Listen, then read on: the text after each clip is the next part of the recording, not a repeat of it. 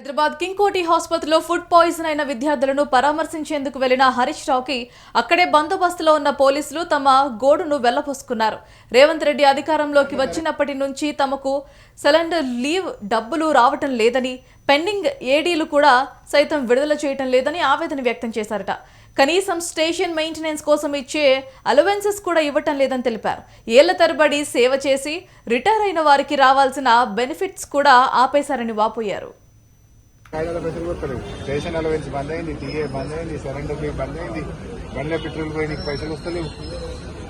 Add చేసుకోండి, case చేస్తారు. రాలే కదా ఏడాది సరెండర్ లీవ్ బంద్, టీఏ పైసలు వస్తలేవు, పరిశాన్ లేదు. స్టేషన్ అలవెన్స్ కూడా బంద్ అయింది. 50,000 75,000 ఇస్తుండే కేసీఆర్ సార్ ఉండగా ఇప్పుడు స్టేషన్ అలవెన్స్ కాయిదాల పైసలు కూడా వస్తలేవు. స్టేషన్ అలవెన్స్ బంద్ అయింది, టీఏ బంద్ అయింది, సరెండర్ లీవ్ బంద్ అయింది, బండ్ల పెట్రోల్ పోయి నీకు పైసలు వస్తలేవు. యాడ్ చేసుకోండి, కేసీఆర్ సార్.